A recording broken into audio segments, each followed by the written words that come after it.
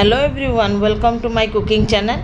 चलो आज बनैबा एकदम साउथ इंडियन स्टाइल रो उपमा जोटा कि खाया को बहुत ही टेस्टी लगे। आमे घरे निहाती बनै कि थरे देखंतु मु को भलिया भाबे बनाउची। ब्रेकफास्ट हो या संध्यार जलखिया हो एको बनै कि तमे खाई पारो। भलो लागिले वीडियो लाइक कमेंट शेयर और सब्सक्राइब करिया को भूलिबनी। एठी मु गोटे कप सुजी को नेइची ताकू भलो भाबे टिके मु ड्राई रोस्ट करि नउची तेबे ही उपमाटा बढ़िया हम।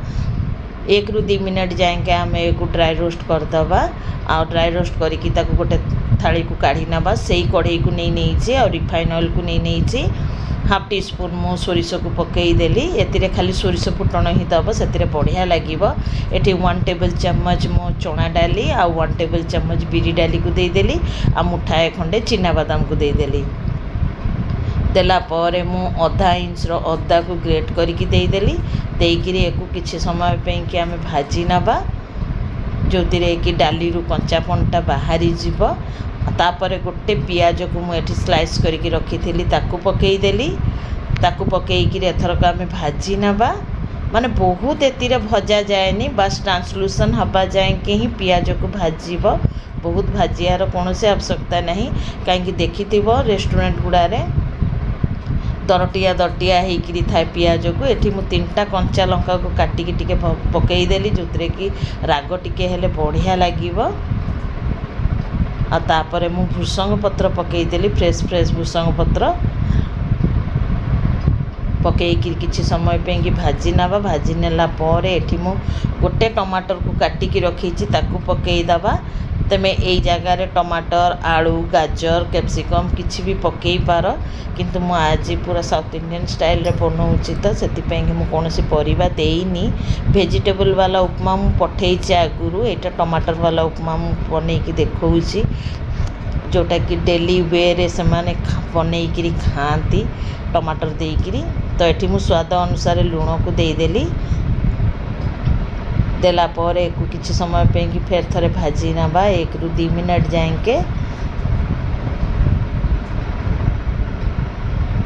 बहुत ही टेस्टी लगे गाइस। घरे निहाती थरे बनातु आ बहुत जल्दी भी हो जाए। बेसी रु बेसी 4 ରୁ 5 मिनट लगे आ नाश्ता तुमर बनिकी तैयार हो जाए। मो सान पुओ को तो बहुत भल लगे से मत सब बेले ही बनया को पड़े। तो ये किसी समय भाजिला पर आम ये पानी को देदबा। बहुत एक भाजबानी बहुत कम भाजिकी ही तेमे ये पानी को ढाली नब। एठी मु गोटे कप पे कि 2 कप पानी नेबी।